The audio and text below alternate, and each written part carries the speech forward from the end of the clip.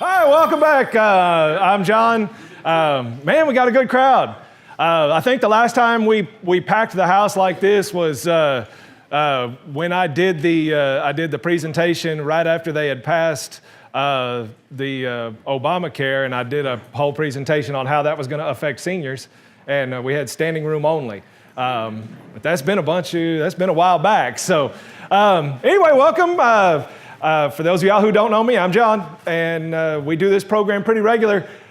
We've only been doing it once a quarter now. We were doing it once every month, but we've kind of switched it to once a quarter. We're also got another one coming up. We're going to do a kind of a different little way. We're doing a lunch. The first one that we're doing is on September 12th, and that's going to be at the Texas Side Convention Center. Same format, I'll blah, blah, blah, and y'all will get food. September 12th, lunch, come at 12, Texarkana Convention Center. All right, so today we're talking about senior scams. There's lots of scams out there. You could kind of start breaking them down, though, into two categories. There's the legal scam and the illegal scam.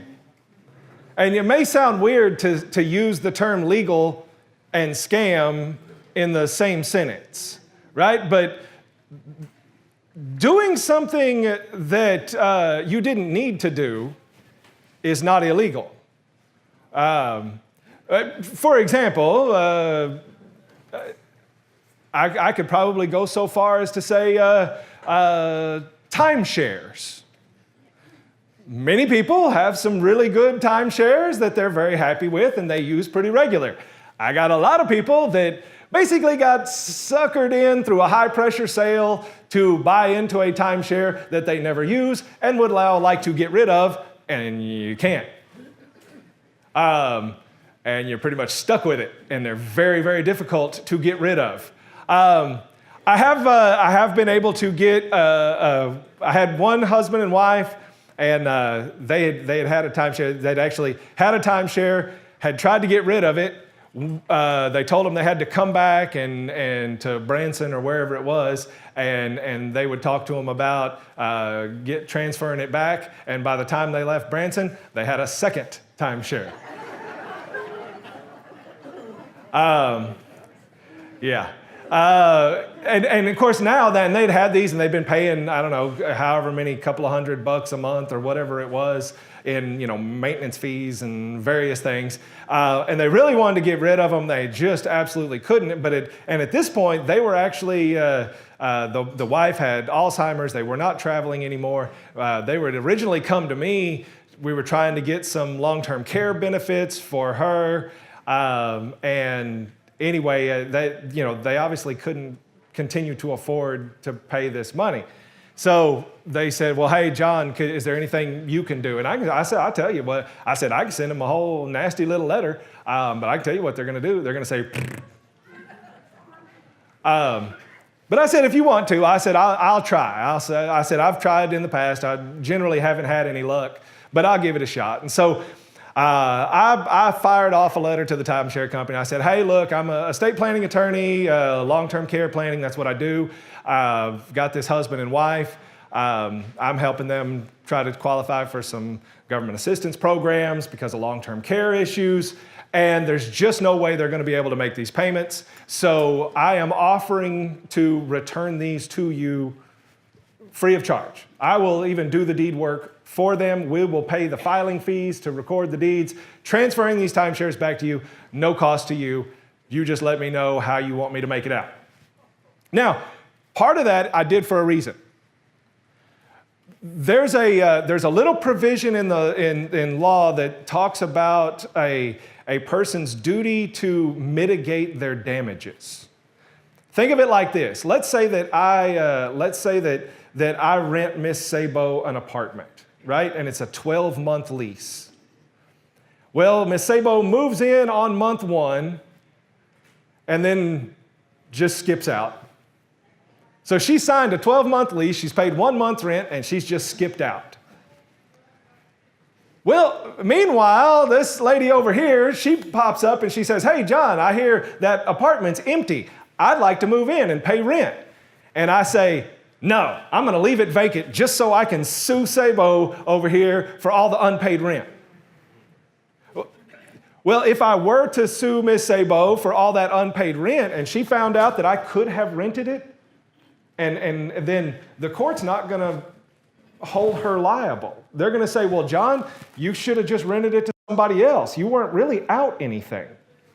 So I had a duty to mitigate my damages. So what I was telling this timeshare company was, look, at no cost to you, I will deed this property back. And I'm saying all of that because if they were to turn around and try to file a suit against the clients, then at least we could say, look, we offered to give it back to you.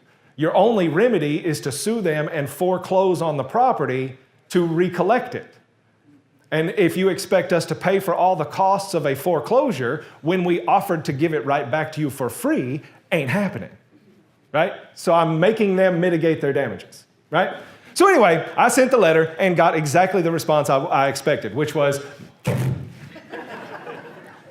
and they said we do not accept your offer. They owe $400 a month. In fact, they're already in arrears for 6 months. So somebody owes us several $1,000s. And if it's not paid, then we're going to file suit, which is exactly what I expected. And of course, they said we're going to ruin their credit and all of that. And of course, I'm thinking, yeah, I got an 85-year-old lady in a nursing home. Not like she's entering a 30-year mortgage anytime soon. So I'm not too worried about her credit rating at this point. But anyway, I got to thinking about it, and I just tell this just because I kind of think it was fun. The letter they sent me was just nasty, dripping with, we're going to do this, and we're going to do that, and blah, blah, blah. And anyway, I got to think about it. I sent them another letter back, and I said, hey, I got your letter, said you don't want to sell, you don't want us to transfer it back. I get that. I appreciate it. That's no big deal. Since the time I sent the first letter, I have gotten my client on Medicaid. And as you probably know, Medicaid has the Medicaid Estate Recovery Program so that when she dies, anything she owns goes to the state of Texas. And so I'm just going to basically beat them to the punch. And since you don't want it, I'm going to deed this timeshare to the Texas Attorney General's office. And you can go after them if you like. And I got another letter back that said, send us the deed. So sometimes you just have to threaten the right way. I mean, could I have easily avoided the Medicaid estate recovery on that claim? Sure, yeah, we do that all the time. That's why we do presentations on things like ladybird deeds and stuff. It's because it's easy enough to transfer property without worrying about Medicaid. But they don't know that. They're not that kind of lawyer. And so I could maybe get them with the idea of, maybe what happens if the state of Texas obtains this timeshare? We don't want to deal with them. So yeah, sometimes it's just, but all that to say, that's have they pressured these folks into buying something they probably didn't want or didn't need? Yeah. Is that illegal? No. Is it unethical? Maybe. We actually see these quite a bit. They come in lots of different forms. Of course, one of those forms is, inviting everybody to a free breakfast where some yahoo stands up in front of you and talks. And I was actually, when I was preparing for this, there was a whole page on the Texas Attorney General's website about, look out for scams. And one of them was, there's no free lunch. They're always trying to sell you something. But there are plenty of those. You see them a large part in the financial services arena, where you'll get something to come for a free dinner or something like that, and they will talk about different investments. Oftentimes, they're talking about different investments that sound really good, but maybe they're not. They'll talk about, for example, with With this particular annuity we sell, you're going to get tax-free income, and that way it's not going to affect your Social Security, and we can guarantee a rate of return better than anything you can get at a CD at the bank. And all of those things may be true. And in fact, there are some annuity products that are good investments. I'm not saying they're not. But typically, those type of presentations, they're selling those annuities that have a lot of hidden language in them, right? They'll say things like, we guarantee a 18% rate of return. Where else are you going to get 18% rate of return? And you're like, nowhere. That's awesome. I hadn't heard about 18% since 1972. So yeah, let's do that. And of course, in the fine print, it says 18% for the first 3 months. And then it drops down to 0.8%. And you can't cash out your money for the next 25 years. So did that, they didn't lie to you. It does guarantee 8% or 18% for this long. But often those type of annuity products, I've seen several of them where the agent that sells the annuity, the commissions on those things can be fantastic if you're selling it. 8%, 10%, I've seen them as high as 15 or 18% commission on the sale of that, right? So, if they can convince you to put $100,000 in that annuity and they're going to get an 18% commission, that's an $18,000 payday. And all you had to, now, if the insurance company can afford to pay that guy $18,000 for selling that $100,000 annuity, how much money they think they're going to make off of this deal? And is there any way that could be good for you? Probably not. So, you want to kind of dig into those sort of things. If it sounds really good, hey, that's a great interest rate. Yeah, what are the catches in this? And don't be afraid to ask somebody, how much you getting paid out of this deal? Because that could tell you quite a bit. Yeah, they might lie to you. But, there's a difference between, some people, they're push the boundaries on their ethics, right? They may be willing to sell you an investment that's maybe or maybe not all that great for you, but they may not necessarily be willing to go so far as to straight up lie to your face about what they're getting paid. Now, they'll dodge the question a lot of times, and they'll say, well, there's no cost to you whatsoever. Your money's going to go into this $100,000 and you don't even have to worry about it. Insurance company pays me. This is not coming out of your money. No, it's all true. They still hadn't answered the question, though. Now, and that's the other thing is, can you get a second opinion on? Yeah, absolutely. So any of these sort of things, it's always okay to say, hey, I'm going to go ask somebody else about this. Now, one thing I will say, if you're going to ask somebody else about it, make sure it's not somebody else that could also get a commission off of selling the same thing. Somebody that's got no dog in the fight, no incentive in it, is usually a pretty good person to ask. So those are some of the legal ones. Now, starting to push the boundaries a little bit, this is one here that several people have gotten, several of my clients have gotten, including my own parents over there.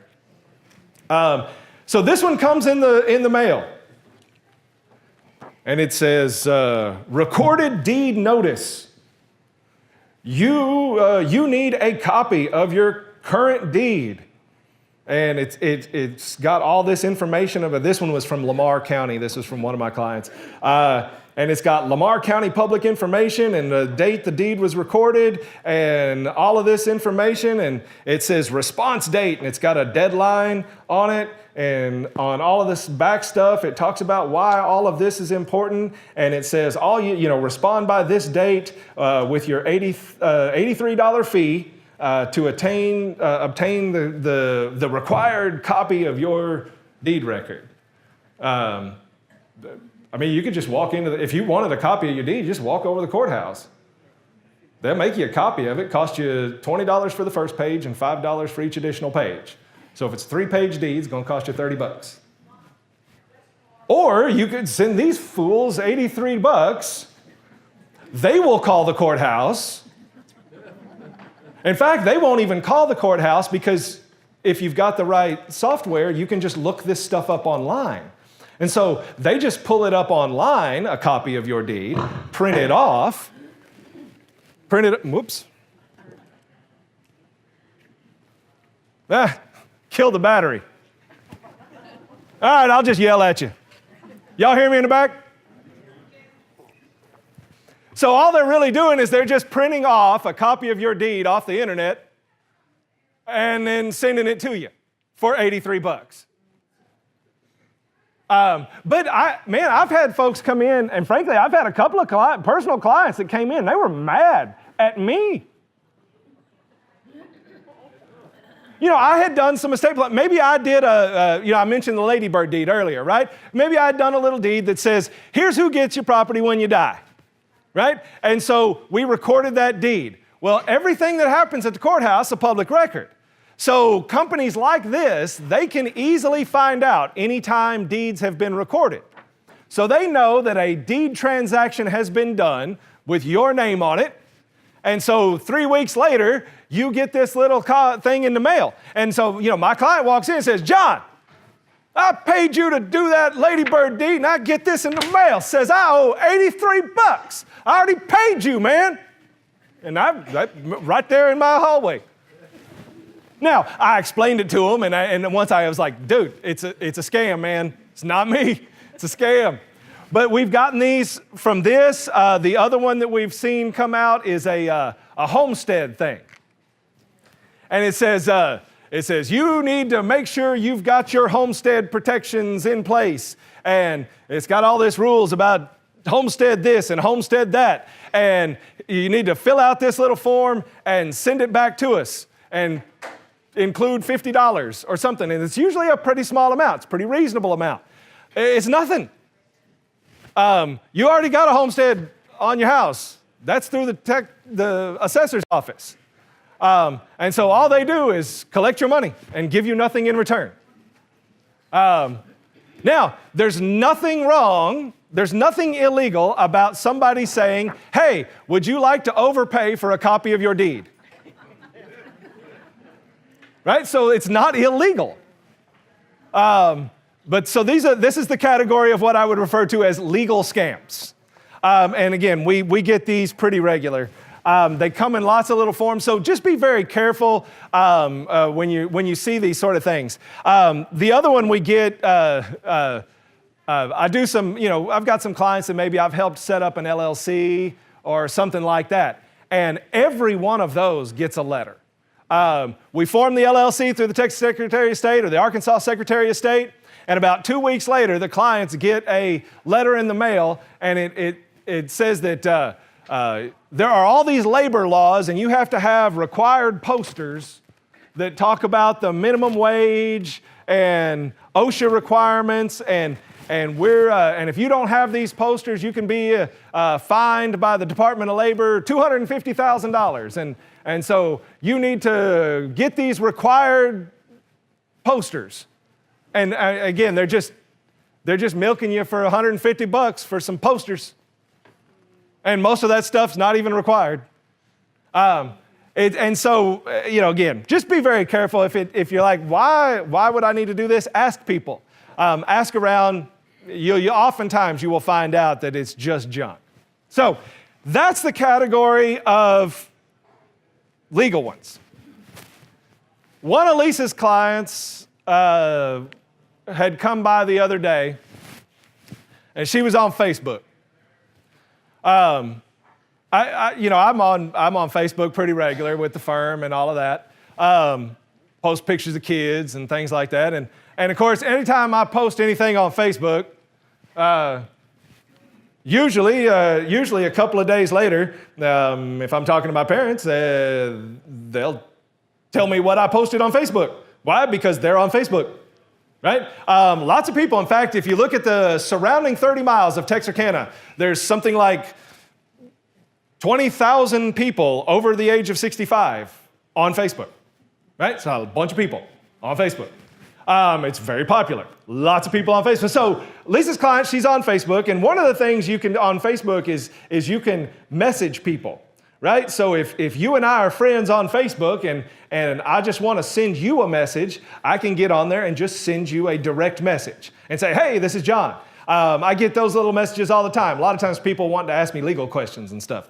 They'll direct message me on Facebook. So this lady, she's on Facebook. She gets a little pop-up from one of her friends. A friend that lives up in Illinois, she hadn't talked to in a while. And the friend says, hey, and this is all in the direct message, says, hey, man, I have come across this really cool deal. There's this program where basically what you do is you sign up with the program. They have you go out and buy some gift cards and stuff, and then you send those off, and they send you 3 times the value of it, and it's something like that. And she was like, she was like, really? And her friend's like, yeah, no, that's exactly. She's like, I've done it. And she's like, you've done it? And she's like, yeah, I have done this. It works. Seriously, this one works. And she was like, oh, okay. And so they said, go click on this link here, and it'll take you to where you need to go. And so she clicked on the link, and they she came up to a website or whatever it was, and got in touch with somebody, and they said, yeah, here's how it works. Just go to the Walmart over there, and on that rack of gift cards, pick up some Amazon gift cards. $100 a piece, and frankly, buy as many of them as you like. And what you'll do is when you get back, you just take a picture of it. Take a picture of the back of that card with your phone and send that to us, and then we will turn around and send you a check. And she said, this just doesn't sound right. So she got back on Facebook to her little friend, and she said, this seems weird. And her friend's like, I thought so too, but this is the real deal. And she said, oh, okay. So off she goes, carries herself up to Walmart, buys a whole mess, about $1,000 worth of Amazon gift cards. Actually has to get a friend come over to help her figure out how to take photos with her phone of the back of the cards, and sends them off, and of course, here's nothing. And basically, once you've got that Amazon card and you've got the back of it, you've got the little security code and the PIN number and everything, you basically own that Amazon card, which they turn around and then sell off. So she waits, she doesn't get a check, she messages her friend again, and friend says, oh yeah, sometimes it takes a little while. I know when I did it, I had to do it twice before they sent the first check.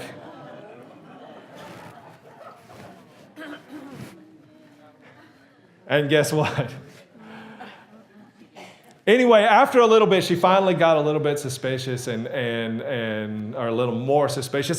Suspicious enough that she finally picked up the phone and called this friend up in Illinois who had no idea what she was talking about.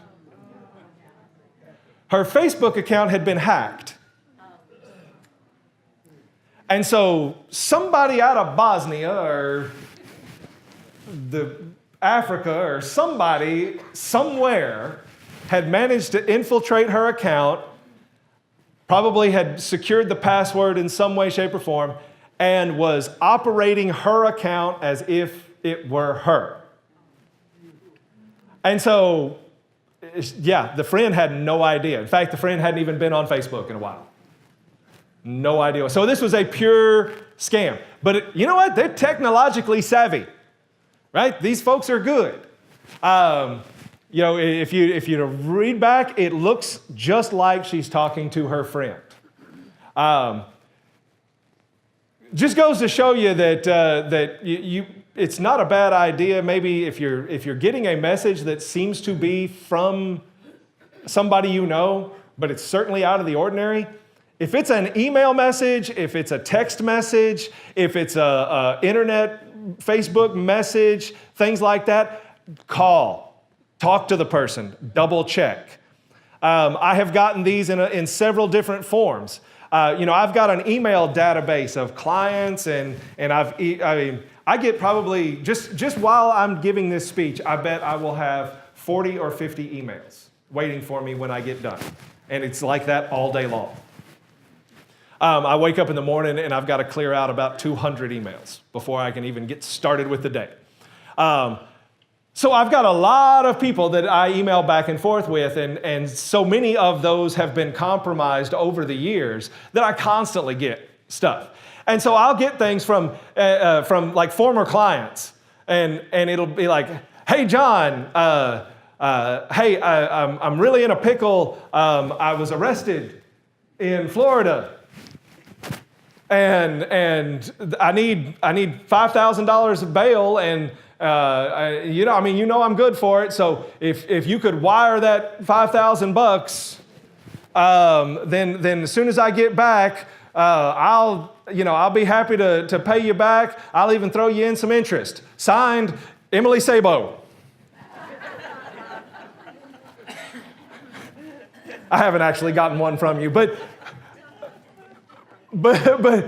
I have gotten those from clients. I've gotten those from clients that I had just talked to, like a day before. So I know it's bunk, and I know those things are junk. So, again, if you're getting things through the technology ways, be very careful.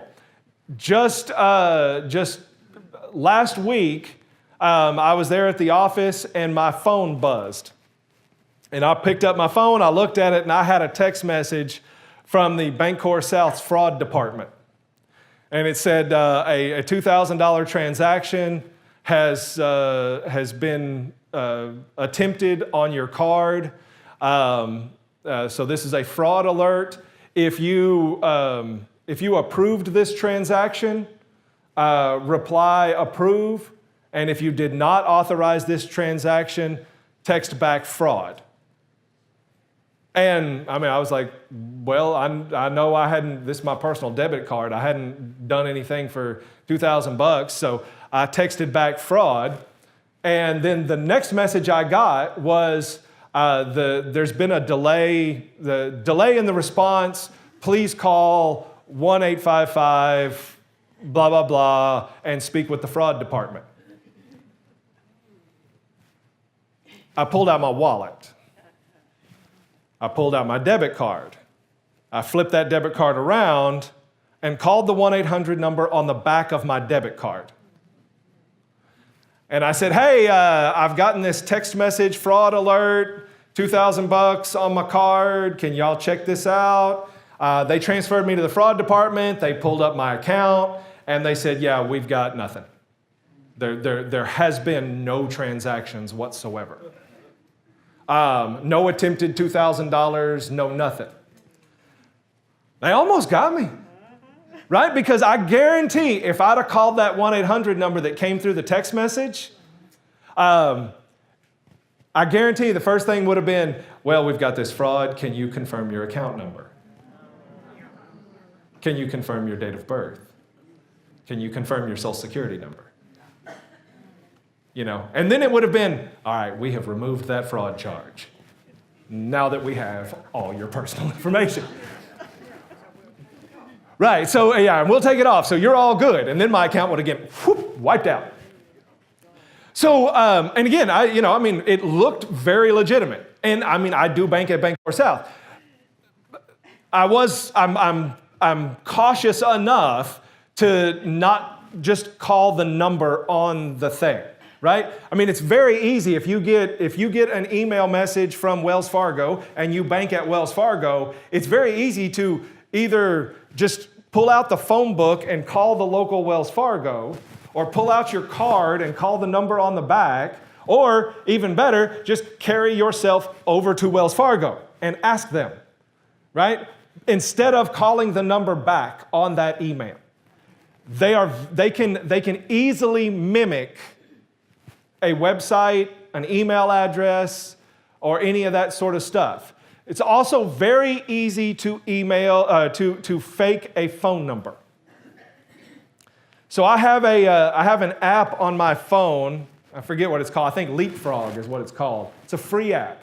You can go to your iTunes or Google Store or whatever, and you can download. I think it's called Leapfrog.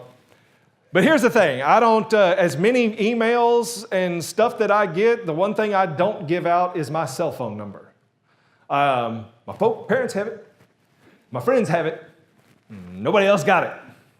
Now, the scammers have picked it up over because it's out there in the public, right? So, but I pretty much know that if I'm getting a call from anybody else. Now, the problem is I'm on the road a lot. I mean, I spent Tuesday driving to Tyler, giving a lunch speech in Tyler, and driving back. So, 3 hours on the road, then 3 hours back. So I'm on the road all day long. Meanwhile, I got business. I got people that want to talk to me. And the only way I can call them is on my cell phone because I'm on the road.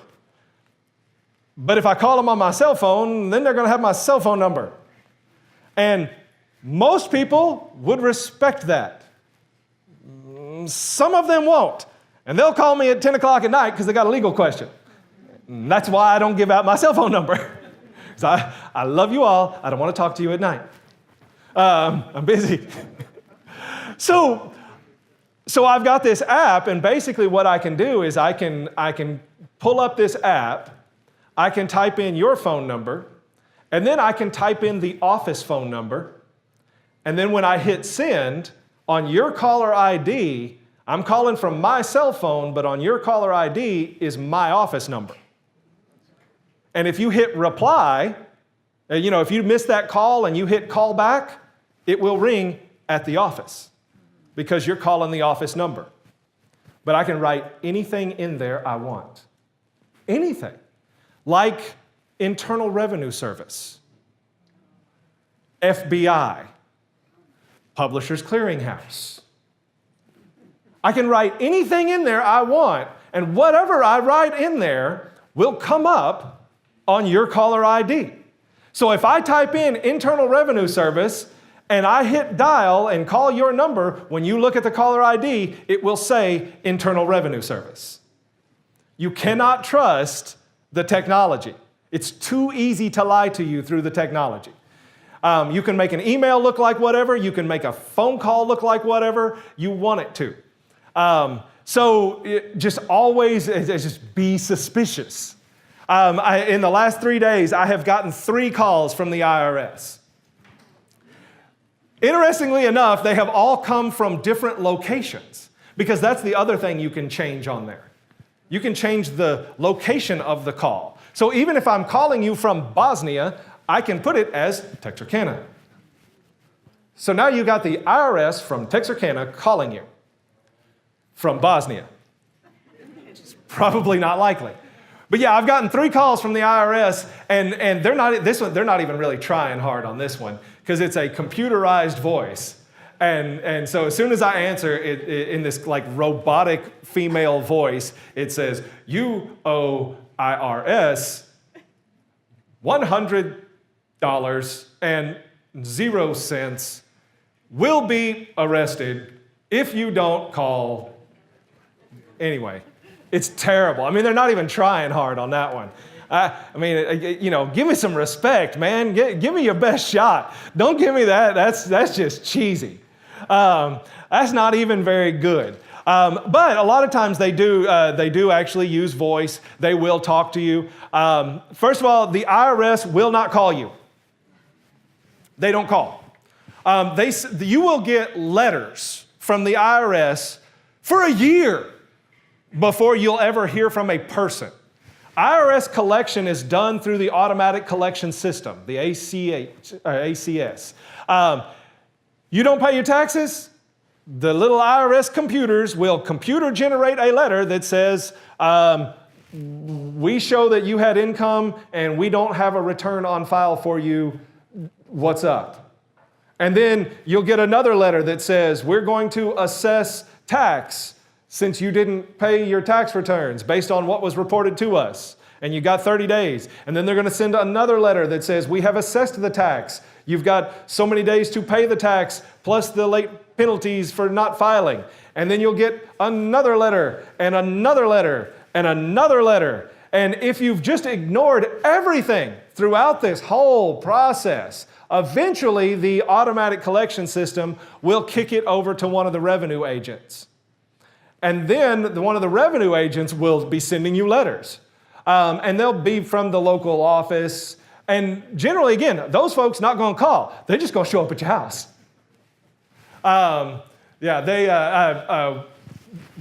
He's retired now, but one of the revenue agents here in town for the IRS that's since retired, but he was taught IRS collections by the same guy that taught me IRS collections at Texas Tech Law School. And so he and I kind of had that. And so we had talked several times about it. But he was ruthless. So he would come to your house and he would say, hey, I've got this debt. And we need to talk about resolving this. So let's figure out maybe a payment plan or something. So let's have a seat. I'm not here to collect anything. I just want to figure out how we're going to get this paid. And so let's sit down, let's talk about it. And so he would come in and he would sit there and have this conversation. And meanwhile, he's eyeballing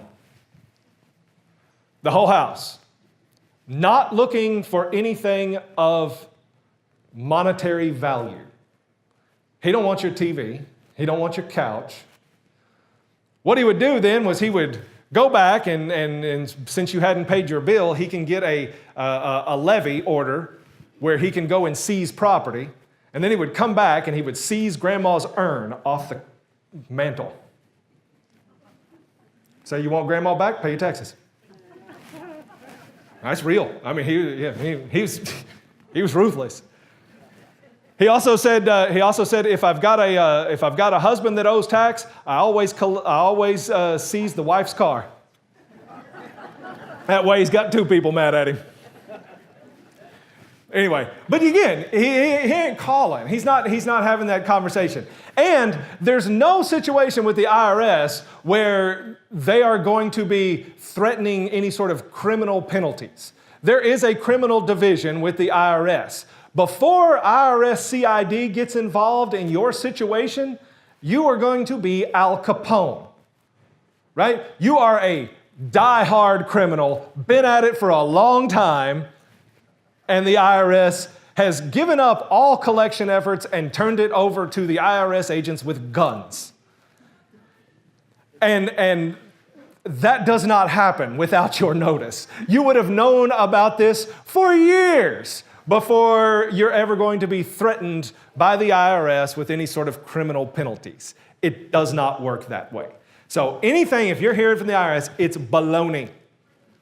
And you can always, before you ever pay them, the other thing is the IRS is slow.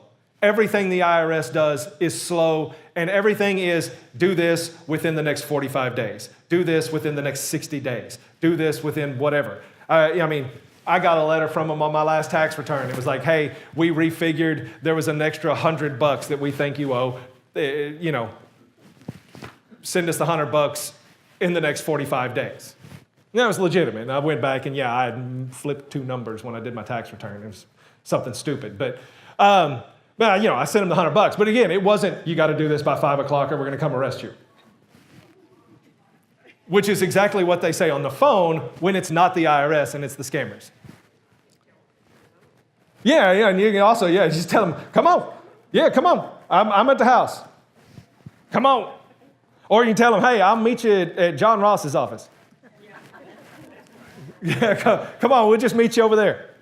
The other thing that I like to do just for fun, because again, if you're sometimes again they're not even very smooth. That when I pick up my cell phone and I look, I'm pretty sure it's going to be some form of scam because the number's coming out of Jamaica. I ain't got any friends in Jamaica. I got friends all over the place, but I ain't got none in Jamaica. And if it's coming from Jamaica, I know it's probably going to be a scam. So I love to just pick up the phone and say, Special Agent Ross, FBI. And poof, over. They hang up instantly. They don't even say hi. Now, if it's one of my buddies and I answer the phone, hey, Special Agent Ross, FBI. They're like, dude, stop messing around. right? Because it's somebody I know. So, I mean, there's nothing gained, nothing lost in it, right? So, but that'll usually shut them down right then. They don't know if you're joking or not, and they ain't want to find out. So, anyway, you can have fun with it. All right, the last little bit of this, the classic Publishers Clearinghouse. You didn't win the Publishers Clearinghouse, man. You didn't win. Let me just say, you did not win. Never. You didn't win. It did not happen. I can't tell you how many clients I have gotten that have this letter. Publishers Clearinghouse, it's on their letterhead. Claim number, congratulations. 2017 Publishers Clearinghouse prize, $750,000. You are requested to contact our claim center in New York and speak with your designated claims agent, Michael Sanders. Here's the phone number. Note, required by law governing national and international sweepstakes, claimants are required to meet any IRS federal taxes, international cross-border taxes that may apply to delivery. Blah, blah, blah.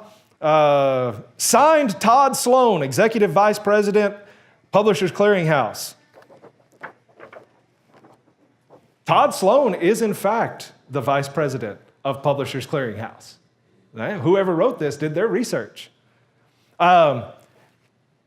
If you were to think, you know what, I ain't getting fooled. I'm gonna get on their website and see if Todd Sloan really is somebody. And you got on because that's what I did. I got on Publishers Clearinghouse website just to see, and I looked through their board of directors, and sure enough, Executive Vice President Todd Sloan. There it is. That was him. And so I was like, wow, they really did a good job with this one. The other thing that they did is they, you know they're going to be asking for money, right? I mean, that's how these scams work. They got to get your money. And they know you're going to be suspicious about that. So in this one, they specifically said in here, there will be taxes that you have to pay on this.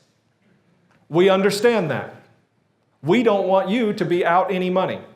So we have enclosed a cashier's check. The taxes are $6,882. We have enclosed a cashier's check for that amount. So again, call our claims office and they'll tell you what to do. If you were to call the claims office, here's what they would tell you. Hey, yeah, we're about ready to send you the $750,000. There are the $6,800 in taxes. You've received the check, the cashier's check. That's on our bank. That's a certified check. No worries there. So here's what we need to do. Head down to your bank, deposit that check, and then wire that same amount to this number. Or deposit that check and at the same time, pull out your own cashier's check and FedEx it to this number or to this address. And notice I said FedEx. You'll see that almost all of these folks will not use U.S. mail.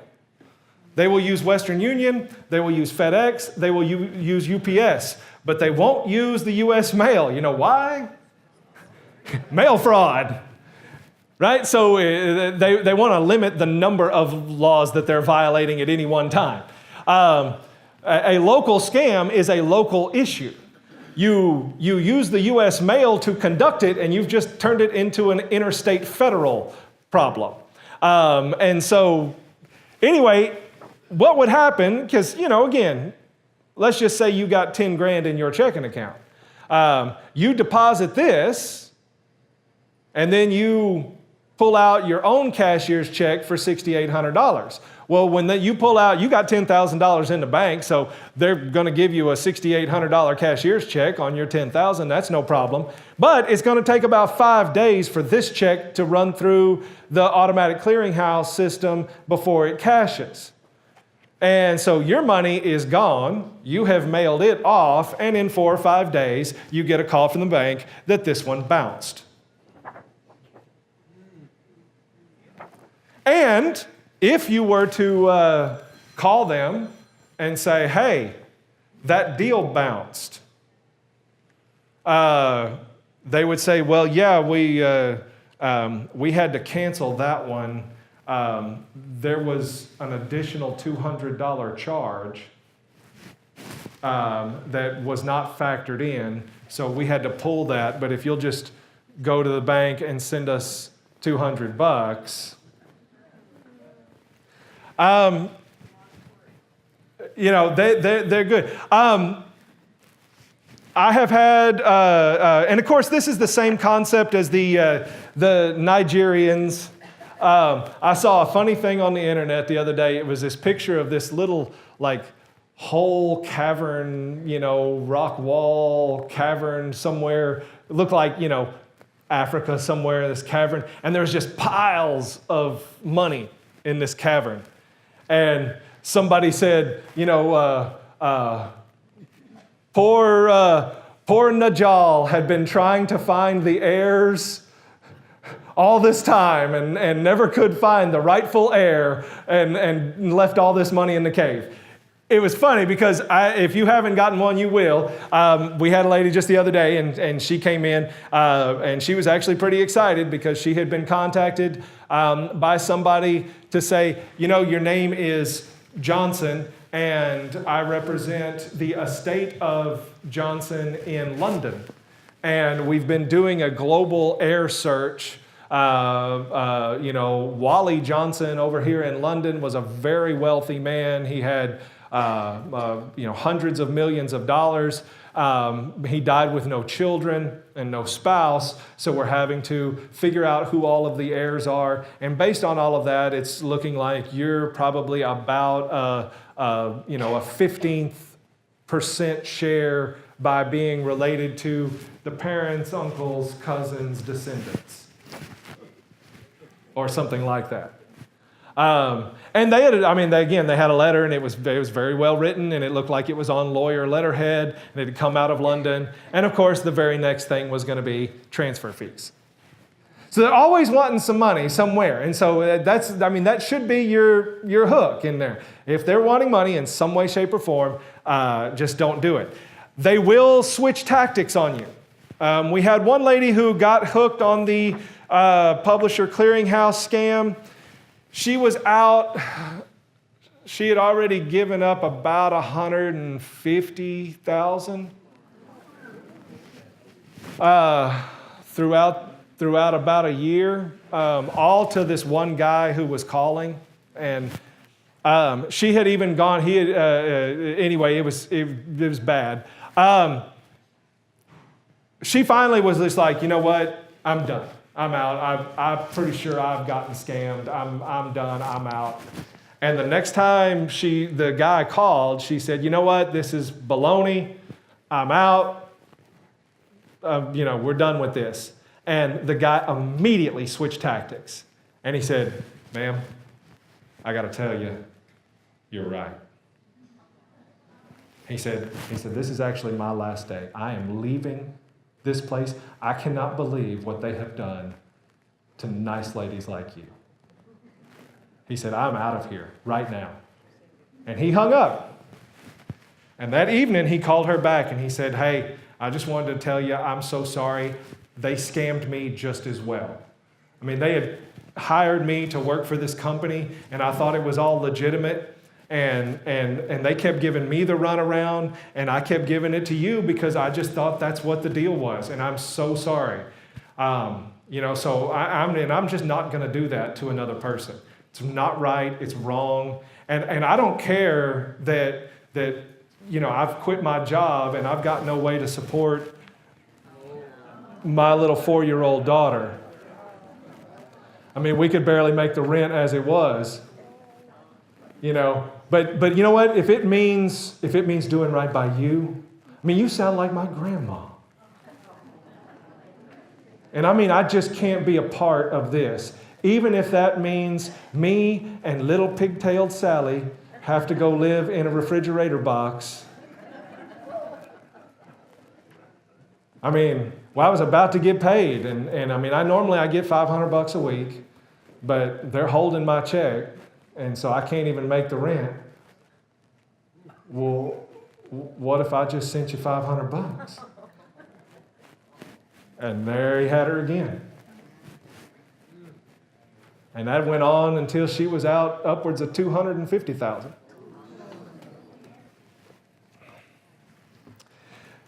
They are good.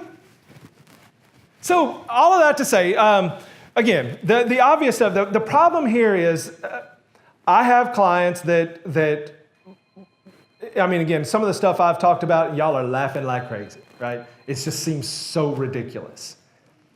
And you got to ask yourself, then how do these people keep getting hooked? You will age if you're lucky. Because the alternative to aging is not great, right?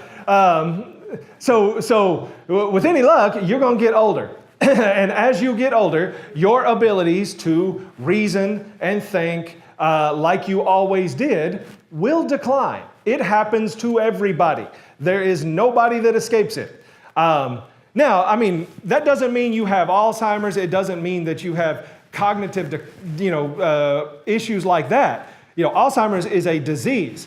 But memory loss, the ability to reason as well as you always could, those are just skills. They're just like, I was at the gym this morning and I'm lifting weights and I got a big old wrap around my left elbow because it hurts, because the joint is wearing out on me, right?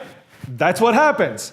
Joints wear out, knees wear out, ankles wear out, shoulders wear out, brain wears out. It happens. You will, even something that you would not get scammed by today, there is a period of life where you could. This is where trying to protect yourself, again, having people that are close to you, having people that are aware of these sort of things. I think to this lady who got her friend to come over and take pictures of the Amazon card. Why didn't her friend say something? Surely that seemed weird to the friend, right? Why are you taking pictures of Amazon gift cards again?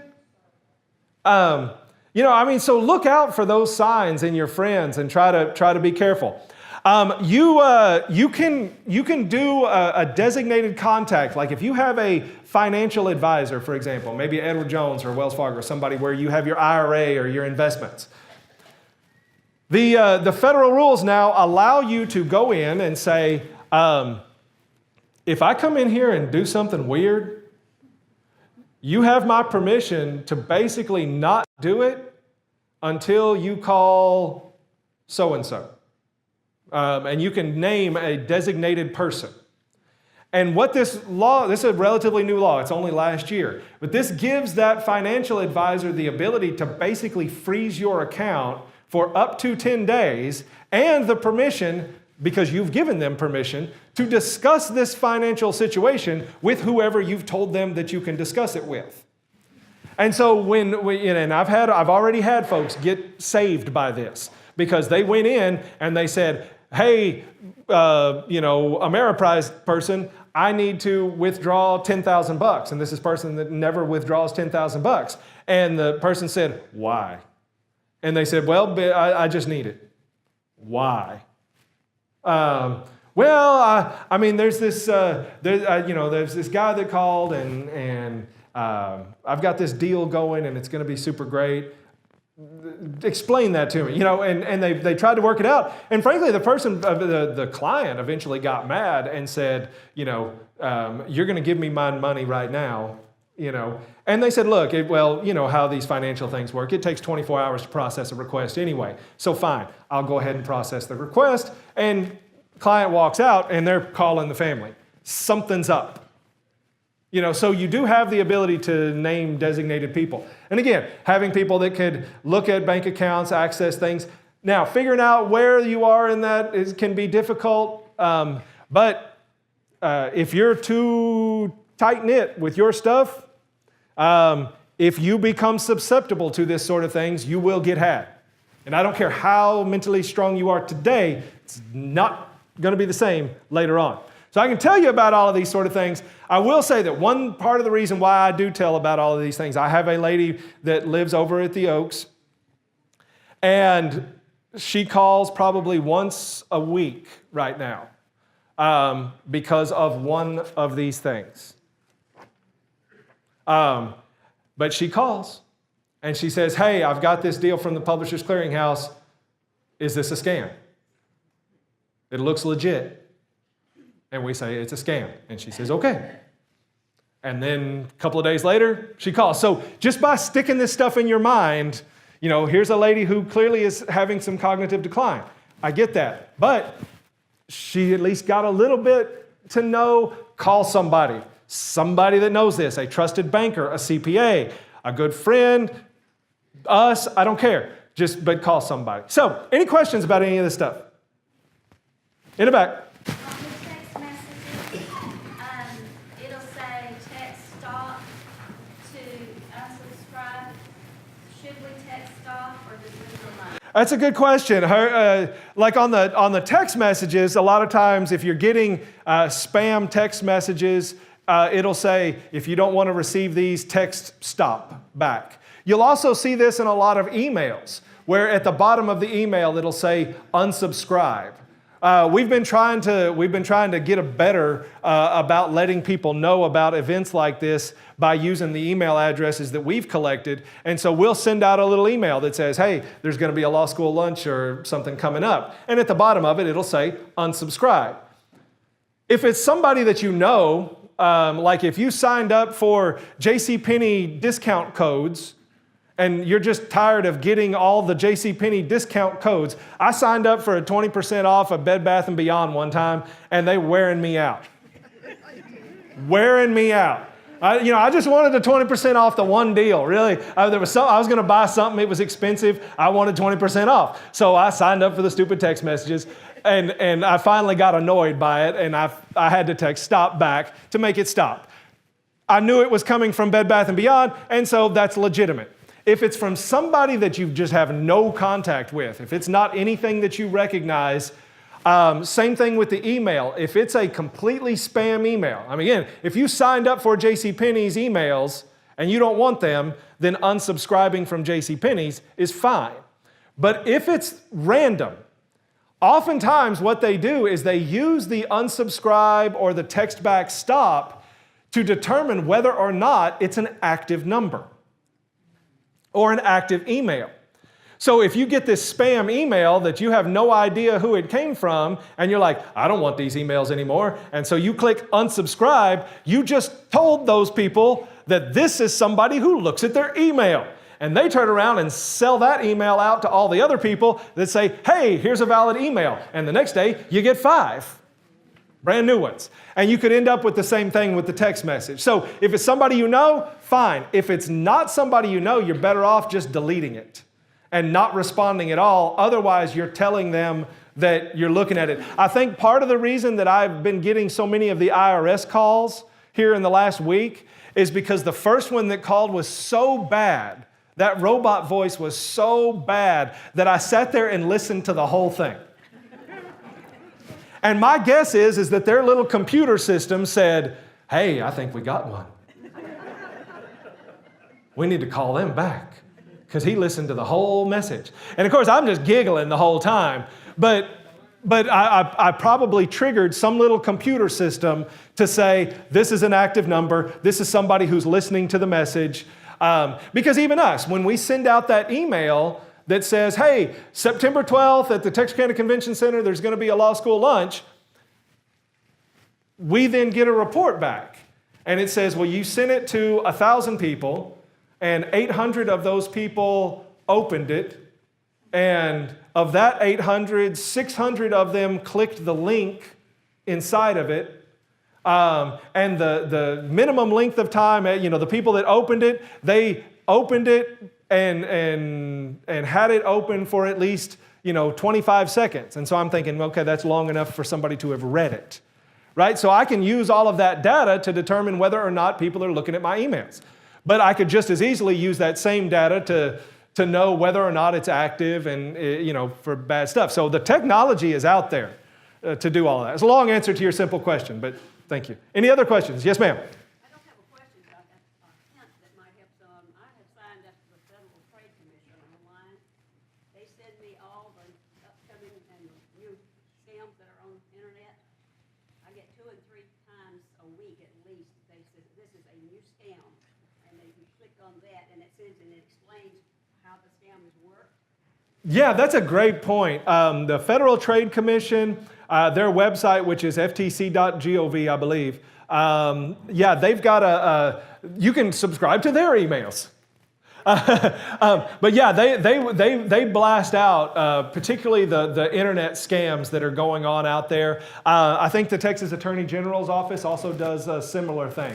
They have an elder bulletin that goes out that talks about different scams out there. So yeah, you can check out those, and those are great resources as well. It's amazing the number of scams that they already have listed on their site. Yeah, and you know, if you like to be technology savvy yourself, if you don't mind playing around with it, you can find out all kinds of stuff. I mean, just taking the number that somebody called you and putting it in Google and searching the phone number, you can find all kinds of stuff. I had, again, the lady over at the Oak, she was calling about a Publishers Clearinghouse thing, and again, it says, like on this one, it says, call Michael Sanders, the claims agent at 718, whatever. Well, I Google the number, and it comes up to a rundown house in a Chicago suburb. Well, why in the world is the Publishers Clearinghouse claims agent sitting in a rundown house? And these days with Google Maps, I mean, once I've got the address, I can actually get on the street and look at the house and see that's a busted up old house. So yeah, I mean, if you're bored and you like to play around with it, which if I got a little free time, I'll be like, yeah, let's see who this Michael Sanders person really is. Yeah, you can find out all kinds of stuff. But yeah, that's a good one. Anything else? Okay, right here. I've got a text with a friend's name on it, but it was an advertisement, and I deleted it. I'm going to go talk to the friend to ask her. Yeah. I don't think she sent it, but it had her name on it. How did they had been into my text? Right, again, yeah, you got a text message that said it was from one of your friends, but you don't think your friend does a whole lot of texting. And so, yeah, feel free to call your friend. Somebody could have easily mimicked that. It's very easy to mimic other phone numbers. So are they reading my text? No, it's not that they're necessarily reading your text. There's so much information out there that they have access to it's one of those things. If you throw enough things at the wall, right? Like I got the one on Bancorp South that had the fraud alert. If I'd have gotten that fraud alert for Wells Fargo, I would have known right off the bat because I don't have a debit card with Wells Fargo. But if they send that text message out to the 50,000 people that live in Texarkana, Texas, some of them are going to bank with Bancorp South. And again, like I said, the technology is really pretty amazing. It's the kind of information they can get a hold of. So that's it. Yes, ma'am. Those auto warranty scams that they call us with all the time for the extended warranty, we get those on the phone, but I've also had that happen with the dealerships, when my daughter bought a vehicle, and then all of a sudden the dealer, which was one here in town like Orr, will tell you that they're not affiliated with that extended warranty. Yeah, so your point is the extended warranty scams. This is another category of again what I would refer to as basically a legal scam. And you get this. I mean, if you go to Best Buy and buy a little radio or something as you're checking out, they'll say, "Do you want to pay $5 for the extended warranty?" Or whatever it is. And I mean, almost every study that they've ever said has said, "Don't pay for it." I mean, it's just not worth it. And particularly with the auto warranties, those are in many cases just absolutely useless. And you will often get problems, even if it's the dealership that sold it to you. Like you said, in some cases, they then turn around and will not honor it Or there will be some reason why they won't. Because they'll say, oh, well, yeah, we would have honored it, but in the contract it said that you had to get all of your oil changes through us. And since you went to the Quickie Lube, that voided the warranty. Or something stupid like that. In the back, yes, ma'am. I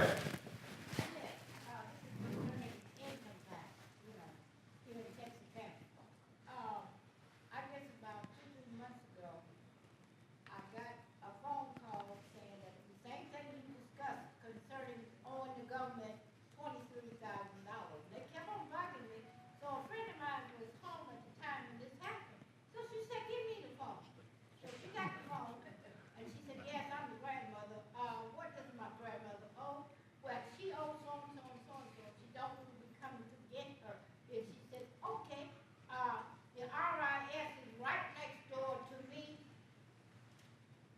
Can you have the phone, give us the phone number of our, no, I'm sorry, not right now. But anyway, do not call. So they told me to call the police department in Texarkana. So my friend called the police department, and they said, we have got so many scams on this for senior citizens. So every time that a person calls you for that, call us, because we're gonna get rid of it. We got a way that we do it. So I don't know if this is true or not. One of them called me about a month ago, so I don't know if this is true or not. Yeah, and so yeah, you got the IRS scam, and you did call the police, and they said, yeah, if you're keep calling if you hear these sort of things. For many of these, the ones that are out of Bosnia or whatever, there's just really nothing that American law enforcement can do. Some of the local ones, or the more local ones where, there's there's been people that have gotten had in the parking lot of Brookshire's. It's some of the old classic scams of, the woman walks up to you with the scratch off lottery ticket that's worth $1,000 and says, look, I'm not in this country legally. And so I can't collect this lottery money, but I'll just, if you'll go, I'll give you the ticket. I'll just sell it to you for $500. And you're thinking, hey, I'm gonna get a $1,000 lottery ticket for $500. Let's do it. And of course it's a fake lottery ticket or whatever. But yeah, I mean, I've had clients get hit right in town. Now, those folks, you definitely, anything that's local like that, you definitely call law enforcement. For the others, there's not too much you can do about it. If you're sending stuff off to Nigeria, ain't nobody going to Nigeria to get it. Although this was actually years ago, I had somebody that had gotten caught in a Nigerian scam, thought it was supposed to be some sort of construction contract. And he was investing in this construction deal that was going on in Nigeria. And he was putting his money in it. And then once they got done with the construction contract, there was going to be bazillions of dollars. And of course, it was all bunk. Anyway, I did talk to the people one time. They were like, yeah, and they said they were in Nigeria or whatever. And I was like, really? I said, well, I was with a team with Marine Special Forces, MARSOC, and I probably have 2 or 3 buddies operating in that theater right now. How about I send one of my MARSOC buddies to meet you?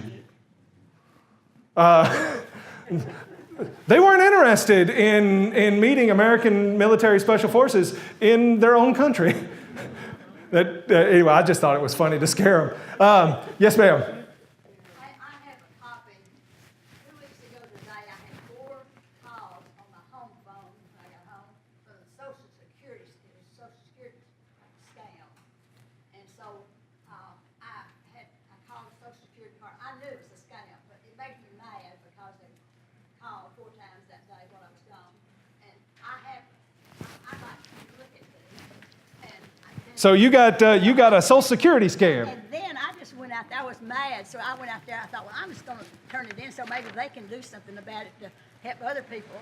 And so that's. Yeah, and this is often one of those where they're going to stop your Social Security payment or something like that. Of course, call the number back, which is not the Social Security Administration. All the numbers are different, but it's the same voice. Right. Yeah. The nature of this call is to inform you about federal notice issued on your number. Please return this call on an immediate basis before any legal action takes place. Yeah. And of course, they just want your Social Security number and date of birth and whatever other personal information. So yeah, again, Social Security number also not calling you. And I mean, geez, if you've ever tried to go to the Social Security office, you can't even hardly talk to a human. Not without sitting in the lobby for half a morning. So you think they're sitting around calling you on their convenience? No way. They ain't calling. So yeah, that's a good one. So yeah, any others? Anything else? Yes, ma'am. Okay, we get phone calls with the 903, and so you think, okay, this is local, so we'll take it. Otherwise, a lot of those 800, 888. And we found out that it's a scam. I mean, it's some kind of solicitation. Well, if we call that number back, it's somebody calling from Tyler, and it's a residential. And they said, no, we didn't call you. And another time it was from DeQueen, and so. Yeah, so you're getting a number on your caller ID. It looks like a local number. When you call it back, it's something completely different. It's somebody's personal house that has no idea what you're even talking about. That goes back to like the software I was talking about that I've got on my own cell phone. I can call you from my cell phone and make it look like anything I want to. I can put whatever number in there I want, and when you hit redial, I can make it call whatever number I want it to call.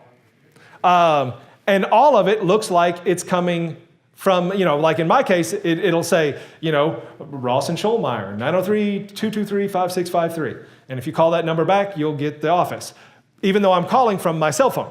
But I could also put in there, 903-223-5653. But when you call that number back, when you hit redial on there, it'll call someplace else. I mean, the technology is so good that you can mask anything out there. Well, if it says, oftentimes it'll say unknown, and I usually just. Yeah, and certainly when you get the unknowns and you get. Yeah, I just don't get that. And I will say that although I do get more on my cell phone now than I used to, for the most part, they have more access to landline phone numbers than they do cell phone numbers.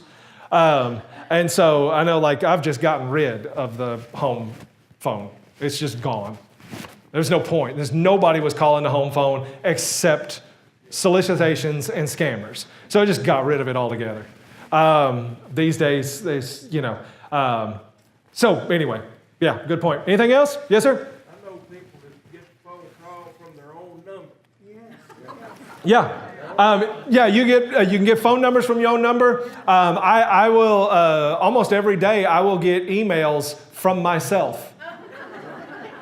Because my email has been out there for so many years that it's been picked up, and so people are forging emails and sending it back to me as if I sent it. I also get those emails from actually several people in this room that look like they're from you. I get it from my own staff. Emails that look like they come from my own staff that are all they have is like a link, or something. So again, you can make it look like anything at all. And so, you just have to be very suspicious. Any form of technology. It's so easy to fool. Yes, ma'am. Another thing that happened to my husband, he was still alive. He had a MasterCard, and I always check the bill, the statement when it comes in, see what charges were made, if any. About 3 months ago, there was a $375 charge on there to a catalog company in Japan. And I said, something's not quite kosher here because we know nobody there. We never heard of the catalog company either. So I called the credit card and I told them this is an unauthorized charge on here. So they got to investigate it. That charge was made from Tokyo, Japan. Yeah, so How they got his husband's credit card number got hit, and they're charging stuff out of Japan. he had not even used that charge for months. Yeah. Credit card numbers get hacked pretty quick. Last year, was it last Christmas where Target got hit? Because they got mine. And so I ended up having to get a new Discover card or something like that. Now, one thing I will say, and you probably experienced this, you were able to call the credit card company, explain the deal, they pulled the charge. They've not learned to make a voice come out like English. If they ever learn to do that, we're in trouble. Yeah. So one thing I will say about using the credit cards is that the credit card companies are pretty good about adjusting those charges. So I have gotten to the point where, for the most part, I pay for everything with credit card, and then at the end of the month, just pay the credit card off. Now, not with a debit card. You don't do that with a debit card because that's easy access to your bank account. But an actual credit card, because again, you can usually dispute those charges pretty easy. And every time, and my Discover card's gotten hit 2 or 3 times over the years. And every time that's happened, I've been able to call Discover card. They pulled it off immediately. No big deals. And meanwhile, I wasn't out everything in my checking account because I did get hit on my debit card one time. And in the span of 3 hours, I had like 17 different $200 withdrawals all over the Dallas Metroplex area. They just apparently were just bam, bam, bam, bam, bam, bam. I don't even know exactly how they did it so quickly because they hit a bunch, and they were all Walmarts.